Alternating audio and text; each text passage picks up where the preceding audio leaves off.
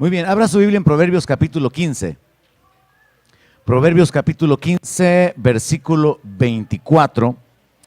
Quiero esta noche continuar con nuestro estudio que tenemos relacionado con el conflicto del creyente en cuanto a vivir por el Espíritu o vivir en la carne y la lucha que hay dentro de cada uno de nosotros. Todos nosotros como creyentes, sin excepción, experimentamos un conflicto. El asunto es que a medida que avanzamos, a medida que crecemos y perseveramos espiritualmente, podemos ir derrotando, crucificando las pasiones, haciendo morir lo terrenal, lo carnal, fortaleciendo lo espiritual, y esto es lo que determina nuestra posición de fe, nuestra posición de victoria, nuestra posición de poseer las promesas. Pero antes de ir al libro de Romanos o a la carta de Pablo a los Romanos, quiero citar esta escritura. Proverbios capítulo 15, verso 24 dice que el camino de la vida es hacia arriba al entendido. Entonces la vida está hacia arriba. El camino de la vida es hacia arriba al entendido para apartarlo del Seol, abajo. Entonces lo que encontramos abajo es la muerte, Seol, infierno, y aquí se está ocupando de una manera figurada el hecho de que el infierno está abajo, está debajo de nosotros, está en el centro de la tierra, y que el reino de Dios está arriba. Entonces en el reino hay vida, y la única forma de poder alcanzar la vida es siguiendo un camino hacia arriba, siguiendo un camino en el cual Dios por su Espíritu quiere ayudarnos, quiere guiarnos. Y vamos a hacer varios diagramas esta noche para poder aprender un poco más acerca de la forma en que el apóstol Pablo veía este conflicto del creyente. Quiero comenzar recordándole que hemos hablado acerca de la palabra carne y entendemos que es una forma figurada, no está hablando del cuerpo, sino que cuando hablamos de la carne, hablamos de la naturaleza de pecado. Nuestro espíritu que está acostumbrado a pecar. Entonces, cuando se habla de la carne, hay que entender el contexto para poder ver si se está refiriendo al cuerpo o es una forma figurada para hablar de nuestro espíritu con la naturaleza de pecado, con la naturaleza caída. Así que entendamos que en Romanos capítulo 6, 7 y 8, Pablo ocupa muchas veces esa palabra, la carne, la carne, la carne, pero no está hablando del cuerpo, porque el cuerpo en sí mismo no es malo, sino que es una forma de contraponer nuestro cuerpo como lo bajo, lo terrenal, lo débil, contra el espíritu, que es lo fuerte, que es lo que pertenece al plano más elevado. Entonces se ocupa esa figura incluso para hablar de las obras de la carne en Gálatas, las cuales ya escudriñamos en la sesión pasada, y en el fruto del Espíritu. Y por cierto, la palabra de Dios menciona que estos dos se oponen. Dice que el deseo de la carne es contra el del Espíritu, y estos se oponen para que usted no haga lo que usted quiere. Entonces, a través de varios diagramas vamos a ir aprendiendo un poco más esta noche. Solo quiero recordarle este principio con relación a la carne. Quiero recordarle también que traté de mostrarle la sesión pasada que cuando el Espíritu Santo es sumado a nuestro espíritu humano, entonces es que nosotros llegamos a ser una nueva criatura. Pero hay que entender que nosotros continuamos vivos y por lo tanto es que se experimenta esa inclinación al pecado y se experimenta un deseo por agradar a Dios. Y entonces tenemos ese conflicto. La nueva criatura se ve como dividida. Por un lado, el Espíritu Santo va a guiarnos hacia la vida, hacia la santidad.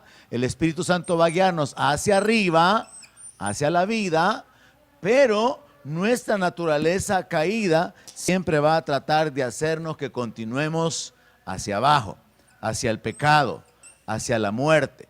Y ese es el conflicto que podemos experimentar todos como creyentes. Y es interesante notar que en la Biblia el apóstol Pablo menciona que el ocuparse de la carne es muerte. Y le está hablando a creyentes.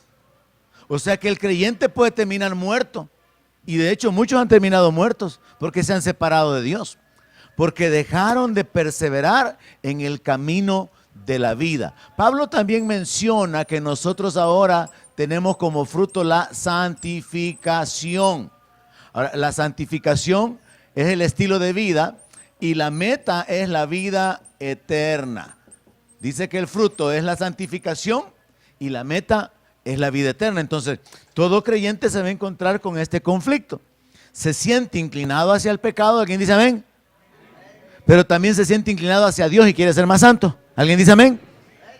Ahora, si alguien no se siente inclinado para ser más santo, significa que no es nueva criatura. Porque esa es la condición del ser humano sin Cristo. Vive en el pecado, se deleita en el pecado. El pecado es lo más natural para él. No existe otra forma de vivir. Pero cuando nosotros por la fe recibimos el Espíritu de Cristo, el Espíritu de adopción, el Espíritu del Hijo, y entendemos que entramos en esa relación con Dios como nuestro Padre, entonces el milagro que sucede en nuestro interior tiene un efecto. Y es que la nueva criatura está interesada en congregarse, en leer la palabra, en adorar a Dios, en servir a Dios, pero eso no se hace sin la lucha de continuar detenido en los deleites. Eso no se hace sin que se manifiesten las acciones a las cuales estábamos acostumbrados. Y es por eso que el apóstol Pablo menciona que los corintios, por ejemplo, estaban en pleitos y él los llama carnales. Cuando nosotros actuamos de esa manera, estamos actuando carnalmente. Cuando caemos en los celos, en la contienda, cuando caemos en la codicia, cuando caemos en las obras de la carne, estamos en esa condición de actuar carnalmente, porque no estamos actuando bajo la guianza del Espíritu. Estamos actuando bajo nuestra naturaleza caída. Entonces entendamos que el creyente es una nueva criatura porque el Espíritu Santo se ha unido con su espíritu. Si Dios hubiera anulado nuestro espíritu humano, entonces no tendríamos esta inclinación al pecado, pero el anularnos significa que nos hubiera matado, nos hubiera aniquilado. Pero lo que Dios quiere es que nosotros ahora, en el poder del Espíritu Santo, como nuevas criaturas, nosotros tomemos la decisión de hacer morir lo terrenal. Entonces, básicamente, en el conflicto que el creyente experimenta, existen decisiones.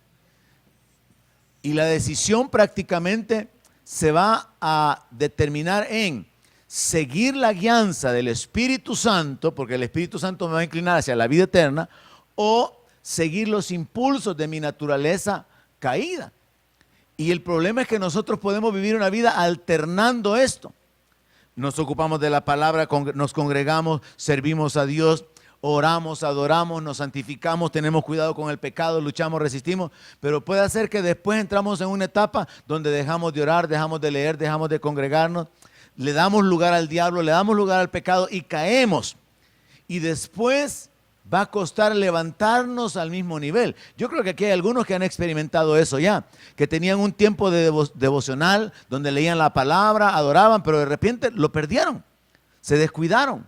Estaban ocupados en las cosas del Espíritu, pensaban en las cosas del Espíritu, andaban en el Espíritu, pero cayeron a ocuparse de las cosas de la carne, a pensar en las cosas de la carne.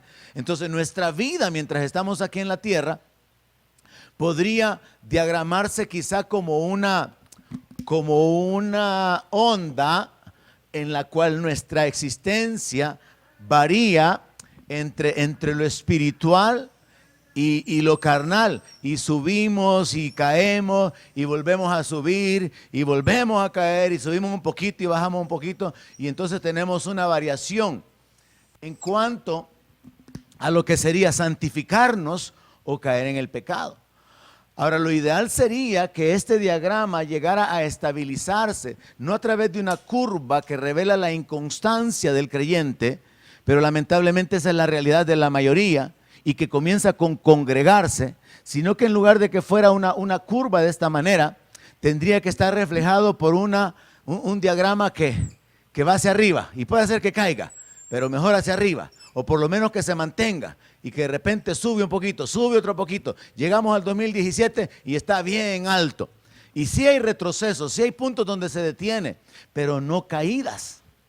Pero todos pasamos por este proceso de que caemos en el pecado, hasta que maduramos, nos establecemos, nos afirmamos y ya no volvemos a caer. Entonces, cuando nosotros entendemos que la vida está basada en decisiones, todo el tiempo, todos los días, a cada momento, usted va a tener que tomar la decisión si es guiado por el Espíritu Santo o si es guiado por su espíritu humano, que es la naturaleza caída, su carne. Así que mejor aquí, en vez de poner el espíritu humano, pongamos la carne para que sigamos con la línea lógica de pensamiento. Entonces, todo el tiempo estamos en este dilema. ¿Hago lo que mi carne dice? ¿Comienzo este pleito o termino el pleito? ¿Cedo al pecado, caigo en la tentación o resisto el pecado y obtengo y experimento la victoria sobre el pecado? Entonces, esto viene a diagramar lo que es nuestra existencia. Hemos hablado también acerca de la experiencia del apóstol Pablo y le compartía que el apóstol Pablo menciona que él tuvo por lo menos 3 experiencias diferentes, 3 condiciones de su existencia. El apóstol Pablo hablaba de que en un tiempo él vivía sin la ley. Entonces él sabía que él estaba vivo. Él sabía que él estaba vivo y no conocía el pecado.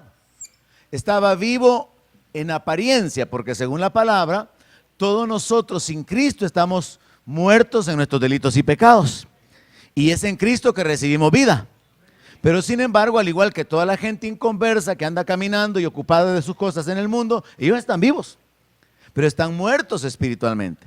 Entonces Pablo dice que él vivía en un tiempo sin la ley, pero en realidad él estaba muerto espiritualmente y no lo sabía. Entonces vamos a ponerlo aquí, muerto espiritualmente, pero era un secreto para él, porque aparentemente el pecado en él no existía, porque él dice que él no conocía el pecado, porque él vivía sin la ley, y es la ley la que revela el pecado.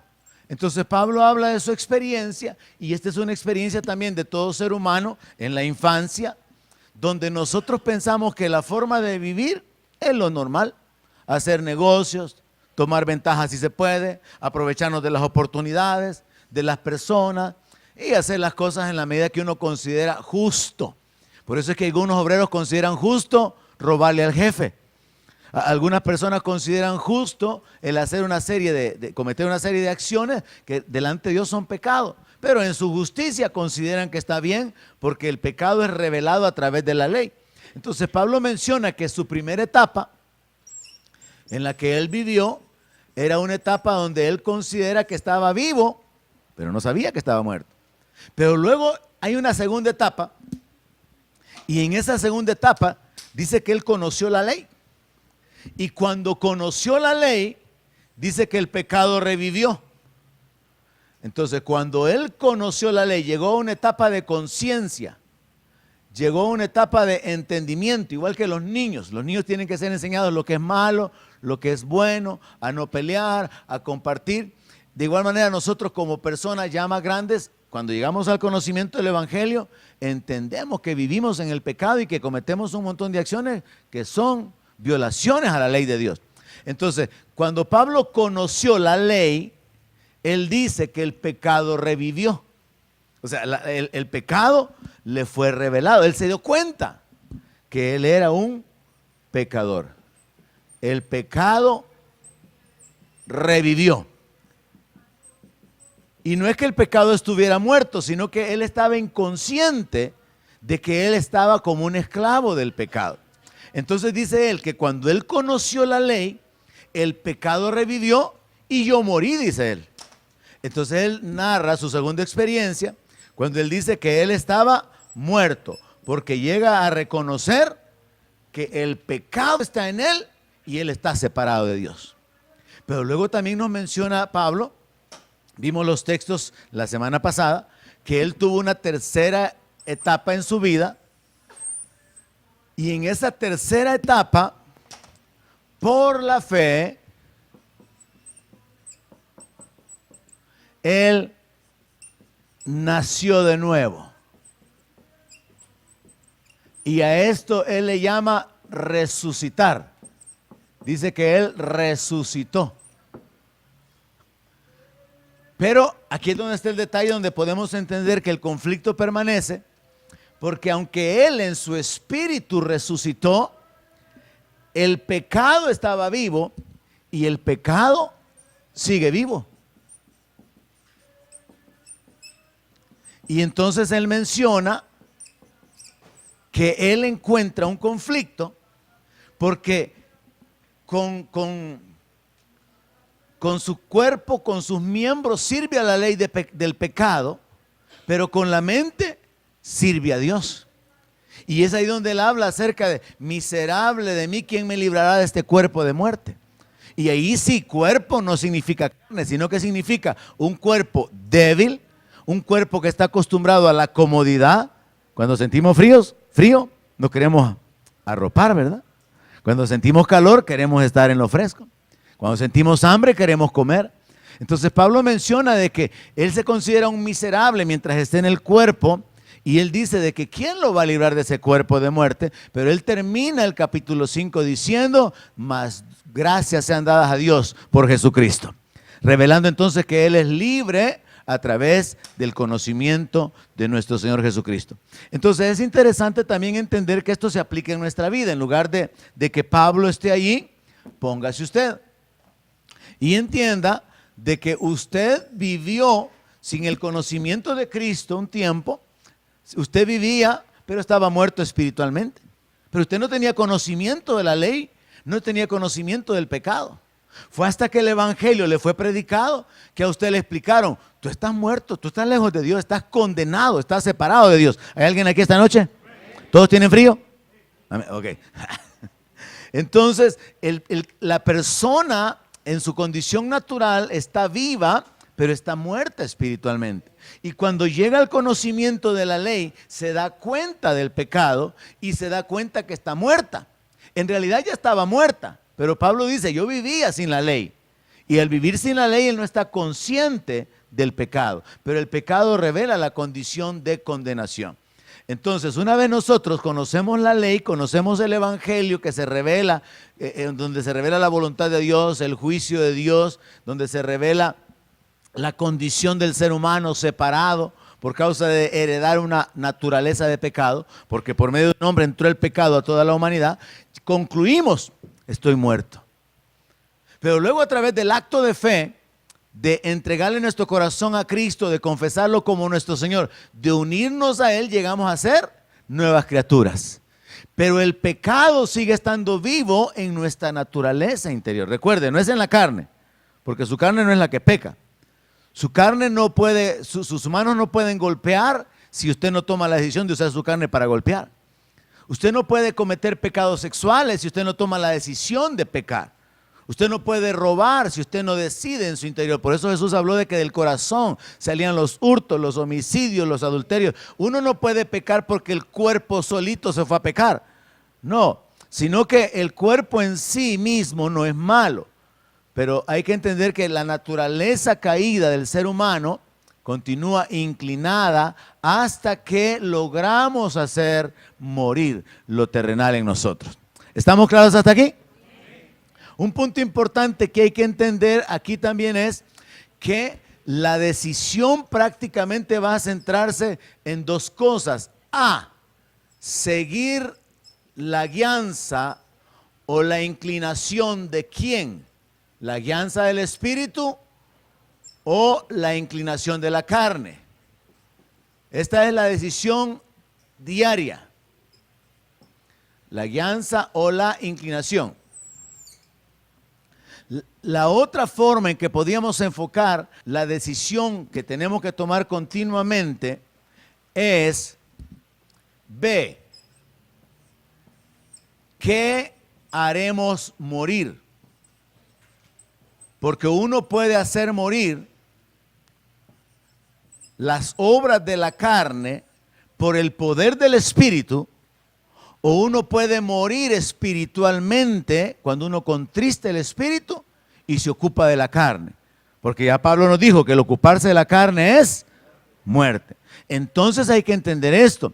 Hay cristianos que están vivos porque han unido su vida a Cristo, son hijos de Dios, son nuevas criaturas, pero como están atados al pecado, están sembrando muerte.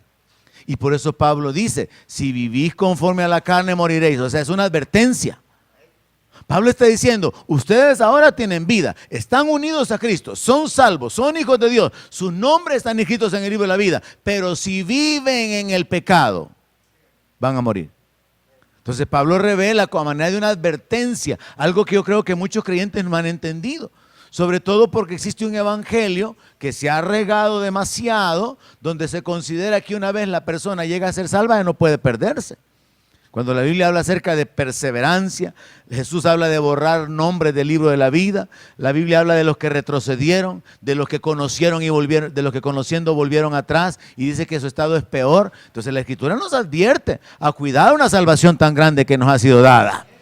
La Biblia dice que el justo por la fe vivirá, y si retrocediere no agradará a mi alma, dice el Señor. Entonces es un asunto de que no alcanzamos la salvación por las obras o por la buena conducta, sino por permanecer en la fe. Pasan los años y seguimos en la fe. Y si seguimos en la fe, vamos a tener obras de fe. Y ahí es donde para mí es necesario, hermano, que estemos claros con respecto al entendimiento de todo esto. Entonces, podemos establecer también, con ese mismo diagrama de la vida eterna y la santificación, el Espíritu Santo inclinándonos hacia la santidad, nuestra carne o naturaleza de pecado inclinándonos al pecado, y nosotros como nuevas criaturas teniendo que tomar esa decisión. Podemos ocupar ese mismo diagrama y agregarle que el apóstol Pablo también usa la misma figura para hablar de la ley del pecado, de la muerte. La ley del pecado nos va a someter bajo la muerte. Entonces, si el creyente, líder puede ser, pastor puede ser, y ha sucedido muchísimas veces, se detiene en el pecado y se enreda en el pecado, va a morir. Y por eso es que hay un montón de cristianos caídos que ya no pueden levantarse, porque se descuidaron tanto espiritualmente, dejaron de alimentar su espíritu y se enredaron en su vida de manera que al final terminan en la muerte. Ahora, por el otro lado, el apóstol Pablo habla de la otra ley, la ley del espíritu de vida en Cristo Jesús. Y esa es la ley de la fe, porque es por la fe que nosotros recibimos el espíritu. Y es por el espíritu que nosotros hemos recibido vida. La ley del espíritu de vida en Cristo Jesús. Entonces esa es la otra ley. Pero el asunto es que nosotros podemos someternos a la ley del pecado aunque ya hayamos sido libertados. Y es aquí donde entra la necesidad de que nosotros de una manera bien consciente sepamos que el seguir a Cristo, el ser un discípulo del Señor, no consiste en hacer un maquillaje a nuestros actos, a la forma de vivir, y agregarle una dieta de iglesia semanalmente o mensualmente, sino que consiste en un proceso de transformación donde estamos trabajando conscientemente, revisando, reconociendo: tengo problemas con la ira, tengo problemas con los celos, soy contencioso, necesito tratar conmigo cuestiones sexuales, de lujuria, de deseo, y tenemos que examinarnos para poder hacer morir aquello que, si no lo hacemos morir, nos va a matar a nosotros. Porque la decisión siempre va a estar aquí. ¿Qué hacemos morir? O hace morir las pasiones pecaminosas o se muere espiritualmente. O hace morir los deseos de la carne o hace morir lo que había alcanzado espiritualmente. Y ahí el ejemplo, ¿verdad?, de creyentes que tal vez han experimentado un gran bajón en su vida, y en lugar de hacer un gran diagrama así, podríamos hacer la línea, ¿verdad?, como que cuando vinieron a Cristo, híjole, se fueron para arriba, pero se fueron para arriba, pero después comenzaron a caer, y hoy se han quedado aquí abajo. Ahí se mantienen. Entonces, si esto es el diagrama y esto es lo positivo y esto es lo negativo, representando una cima espiritual, cuando conoció al Señor, lectura de palabra, congregarse, servir, evangelizar, adorar a Dios, una gran pasión, pero de repente ya no leer la palabra, ya no congregarse, ya no servir, ya no evangelizar, se viene hacia abajo. Y ahorita aquí está la línea, y aquí sígueme, aquí va en este nivel, 2017, 18, 19, 20, 21. Cayó. Y entonces solamente le queda el recuerdo, y analícelo. Y dice, es que yo me acuerdo antes cuando yo pasaba una hora orando y no sentía. Pero ahora tiene días que no ora una hora. Yo recuerdo antes cuando yo me ponía a adorar al Señor y yo oraba, adoraba y hasta tenía una lista de peticiones y yo pasaba en las noches adorando al Señor, leyendo la palabra, pero ahora ya no.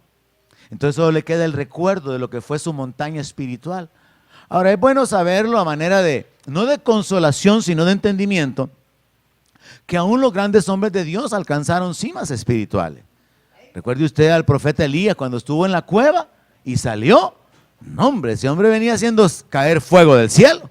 Sea manifiesto, Señor, que por tu mandato he hecho esto. Y cayó fuego del cielo.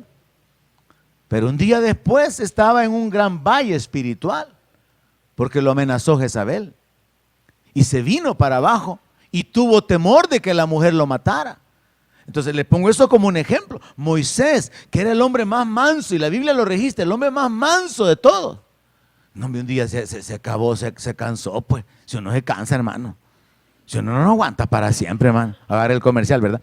Entonces, Moisés, el hombre más manso de todos, agarró a sopapos la roca. Y después, antes de morirse, le reclama al pueblo y le dice, ustedes me hicieron enojar. Yo así les voy a decir.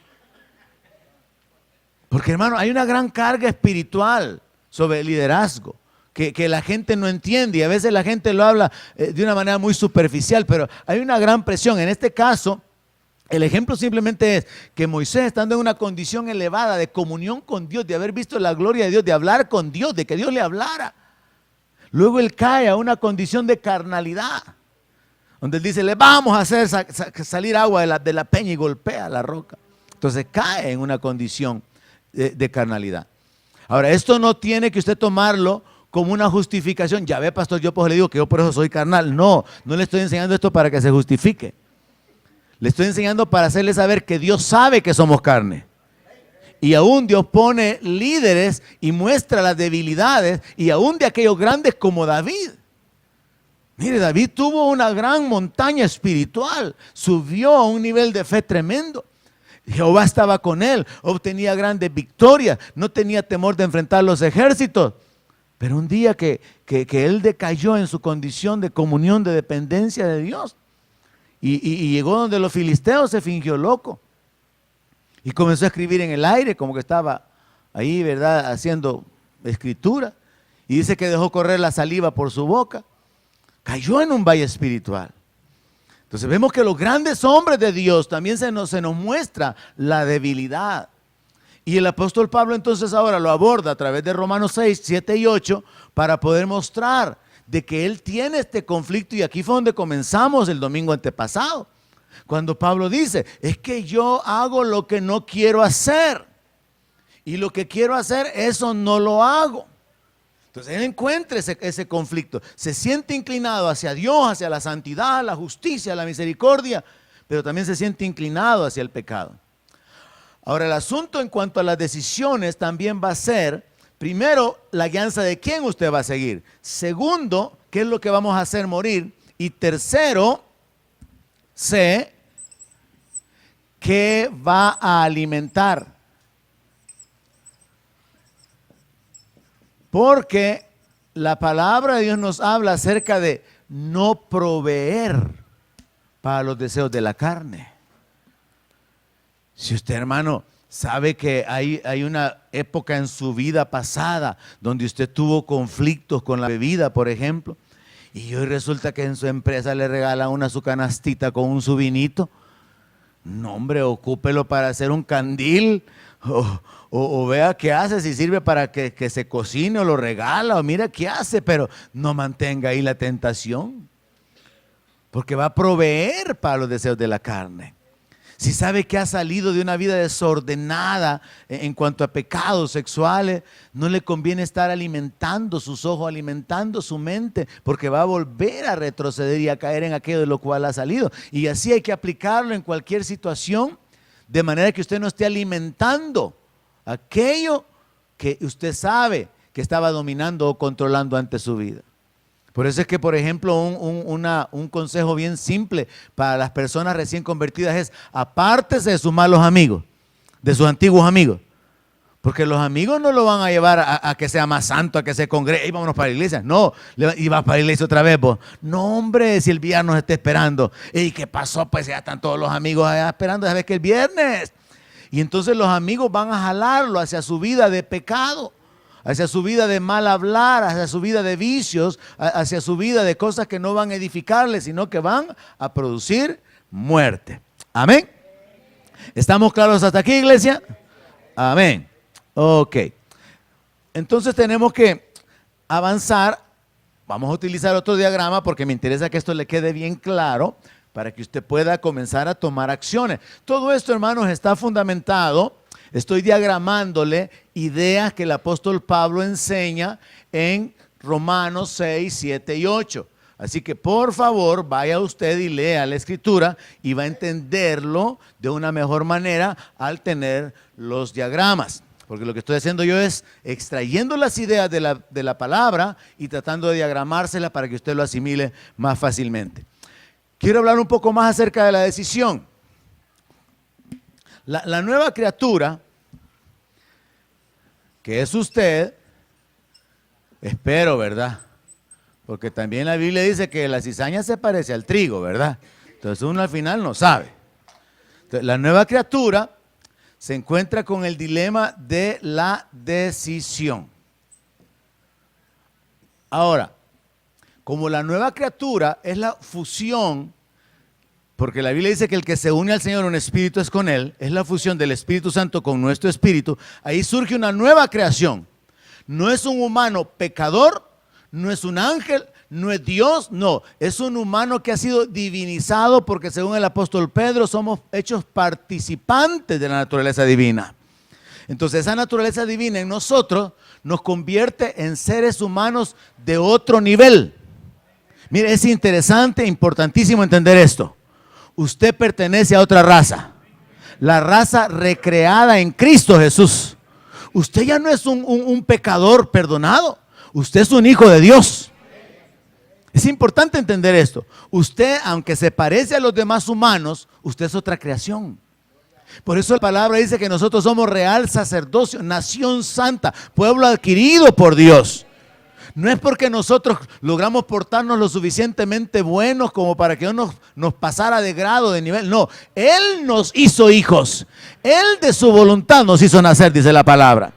Fue el propósito de Dios. Pero este conflicto permanece, pero hay que considerar los elementos. Si usted quiere caminar hacia la victoria, Dios ha hecho la provisión. Si usted quiere caminar hacia la bendición, hacia la vida, usted va a tener que depender de dos elementos particulares. Número uno, estar en Cristo. ¿Cuántos aquí están en Cristo?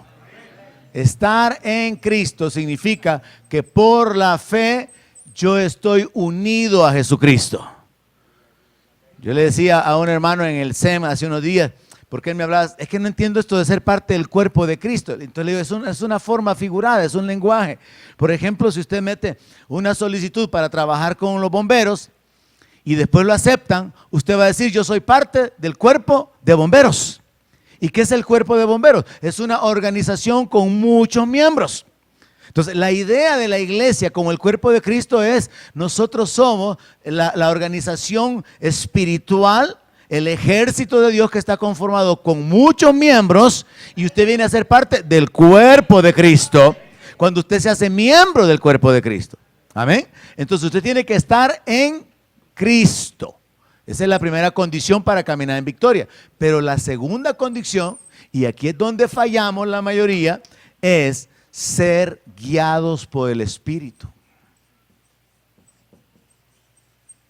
Usted puede estar en Cristo, usted puede ser un hijo de Dios, pero no está siendo guiado por el Espíritu Santo, sino que está caminando en su mente, está caminando en su sabiduría, está caminando en su forma de pensar, está viviendo como a usted le parece. Hace lo que usted quiere hacer, no hace lo que a usted le parece que no tiene que hacer. Y entonces usted sigue caminando en su propia prudencia. Y por lo tanto no mira el respaldo de Dios porque no está sujeto a la autoridad de la palabra, ni está caminando bajo la guianza del Espíritu Santo. Entonces, para poder caminar en victoria, estos dos elementos son indispensables: estar en Cristo y luego ser guiado. Ahora, nadie puede ser guiado, voy a explicar esto más adelante, nadie puede ser guiado por el Espíritu si no está en Cristo. Sin embargo, Dios usa a los inconversos muchas veces. Y Dios puede usar a las personas para que ejecuten su voluntad, porque está escrito que aún el corazón del rey está en la mano de Dios y a lo que él quiere lo inclina. Y él puso en el corazón de Ciro, por ejemplo, reconstruir Jerusalén. Y entonces el rey ordenó que se dieran los materiales, que se liberara a los judíos y que fueran a reconstruir. En el caso de Nehemías, el rey fue usado para apoyar el trabajo de Nehemías de reconstruir las murallas y de reconstruir la ciudad. Entonces, pero una cosa es ser guiado como parte de la relación con Dios, como cuando un papá habla con su hijo: hijo, no hagas eso, mira, te voy a dar un consejo, esto no está bien. Y el hijo toma el consejo. El hijo se apoya en la sabiduría del papá. Así es como tiene que ser nuestra vida en Cristo. Tomamos el consejo de la palabra, vivimos haciendo lo que está en la palabra y procuramos vivir escuchando la voz de Dios, siendo sensibles a lo que Dios pone en nuestro corazón, que muchas veces serán pensamientos de justicia, de misericordia, de verdad, de santidad, de bondad. Y entonces vivimos haciendo eso. Eso es ser guiados por el Espíritu. Pero esto, qué bueno fuera que nomás aceptamos a Cristo. Vaya, ya estoy en Cristo y ahora Dios me está guiando por su Espíritu. Pero esto hay que aprender a desarrollarlo. Porque aún en lo natural somos hijos desobedientes. ¿Cuántos de ustedes aquí fueron hijos desobedientes con sus papás? ¿Y cuántos han tenido hijos desobedientes? Qué curioso, ¿verdad? La desobediencia viene a ser una naturaleza, viene a ser algo normal. Hasta que la persona cae en la cuenta y entiende: no me conviene ser rebelde, me va a ir mal. Hasta que uno entiende que es mejor apoyarse en la sabiduría y en la experiencia de otro. ¿Y quién más sabio y más experto que Dios, hermano? Entonces, este conflicto permanece debido a que en el otro lado encontramos que hay tres elementos que van a trabajar para que nosotros no logremos la victoria, sino llevarnos a la derrota, la miseria, la muerte, el sufrimiento. Y por esto hay un montón de cristianos sufriendo, porque tomaron decisiones equivocadas. Número uno, encontramos al mundo. El mundo va a ser el primer obstáculo que hay que vencer. Luego, el tentador, el diablo, que va a venir para tratar de atraernos, de hacernos caer, de seducirnos. Y luego, lo número tres, los deseos de la carne. Creyente que no entiende esto es como un soldado que no ha sido avisado, porque el dicho es, ¿verdad?, que soldado avisado no cae en guerra. Entonces, ¿por qué es que muchos creyentes caen? Y después de haber sido incluso líderes y haber servido en la iglesia un buen tiempo, caen en la derrota. ¿Por qué es que hay tantos cristianos viviendo en miseria, en problemados, en desgracia dentro de las iglesias? porque han decidido vivir bajo la influencia del mundo. Las luces del mundo los han atraído. Han decidido acceder a la presión del tentador y han decidido vivir según los deseos de su carne. Entonces, han optado por la decisión o por la dirección incorrecta.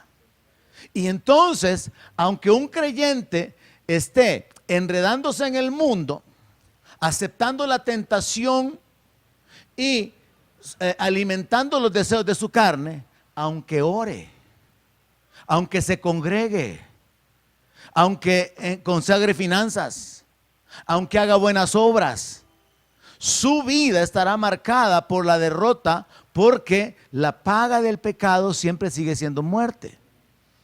Y por esto es que no vemos, hermanos, porque fue una gran diferencia, ¿verdad? Una gran cosa, ver que las iglesias fueran personas llenas de vida, caminando en santidad, en autoridad, en libertad, en poder, con una influencia sobre los demás.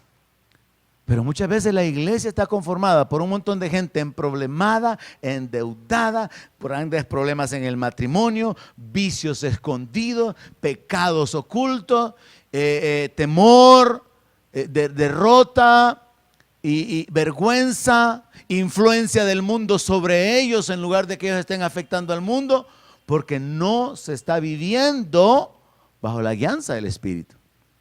Entonces esto lo que establece es que se ha optado por el camino incorrecto y por lo tanto se va a alcanzar aquello que no se quiere. Y es aquí entonces donde podemos, espero yo, llegamos al punto de entender el conflicto de una manera bien clara, porque lo que nos hace falta es entender las claves para la victoria. Todo comienza con estas dos. Termino esta noche y continúo el próximo martes con la secuencia de la victoria, solo mostrándole que hay varios pasos para la victoria. Ahí termino esta noche y luego voy a profundizar en ellos. Así que vámonos a los pasos para la victoria. Y de nuevo les sugiero, vaya y lea junto de corrido Romanos 6, 7 y 8, porque esto le va a ayudar para poder asimilar de una mejor manera estas verdades. Pasos para la victoria. Si alguien quiere ser vencedor, porque es lo que el apóstol Pablo nos revela aquí en su experiencia, tendrá que hacer lo siguiente. Número 1, considerarse muerto al pecado. Hágase el muerto. Mira algo que le atrae, mira la tentación, haga de caso que está muerto. Luego, número 2, no se someta al pecado, que no reine el pecado. Yo le mencionaba en la sesión anterior que uno como creyente tiene la opción de pecar o no pecar, porque ahora tenemos el poder del Espíritu Santo. Y el Espíritu Santo, según la palabra, también está conectado con el dominio propio, con la piedad, con la paciencia, con la bondad, con la mansedumbre. Entonces, el gran detalle es que ahora que estamos en Cristo, nosotros decidimos si me lleno de cólera o si me controlo. Nosotros decidimos si caminamos detrás de la tentación o hacemos morir y crucificamos esa pasión. El pecador no puede hacerlo. El pecador muchas veces quiere detenerse, pero sabe que no puede hacerlo.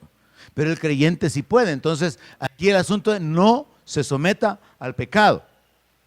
Tercero, no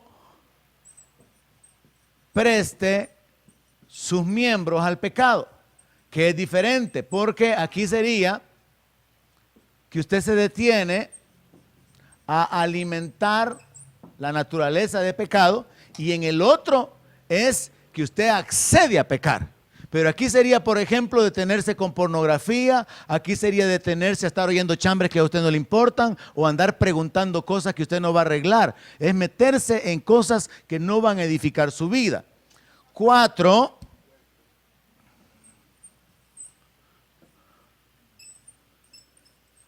presente sus miembros a la justicia. Presente sus miembros a la justicia. O sea, participe, involúcrese en todo aquello que está relacionado con la justicia y la santidad. Entonces, presente sus miembros a la justicia y santidad. Si algo es santo, si algo es justo, ahí sí métase. Quinto,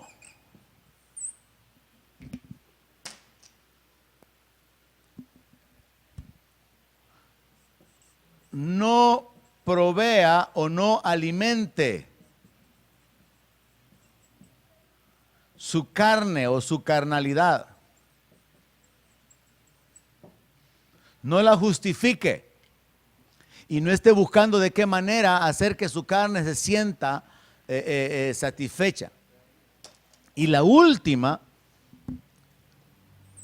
y vamos a hablar de esto entonces a partir de aquí, vamos a comenzar a partir de aquí la próxima sesión. La última, por el Espíritu Santo en usted, haga morir lo terrenal. Vamos a detenernos despacio y viendo los textos en la próxima sesión por causa del tiempo, pero usted por lo menos ya se lleva la idea bien clara. El conflicto permanece, es para todos los creyentes verdaderos. Nadie está exento de esto, pero nosotros definimos nuestra posición espiritual de acuerdo a qué estamos alimentando, qué estamos permitiendo, quién nos está guiando, qué es lo que estamos dejando dominar en nuestra vida. Pablo menciona, entre otras cosas, que si nosotros obedecemos a alguien, nos convertimos en esclavos, ya sea de la justicia o del pecado. Y cuando usted obedece al pecado, el problema es que el pecado va a querer enseñorearse y va a querer tomar el control de su vida. Ahora, si usted se somete a la justicia, Dios va a querer atraerlo para que sea más santo, para que camine, para que crezca, y Dios le va a ayudar para que lo logre. Entonces el asunto está, la clave está en las decisiones que tomamos. Espero que hayamos avanzado un poco más esta noche. Continuamos en la próxima sesión. Oramos que el Señor nos ayude, porque todos, hermanos, necesitamos crecer y ser sostenidos por el Señor. Incline su rostro y oramos. Padre Celestial, gracias por la vida. Gracias te damos, Señor. Donde mi palabra sea su alimento, allí tienes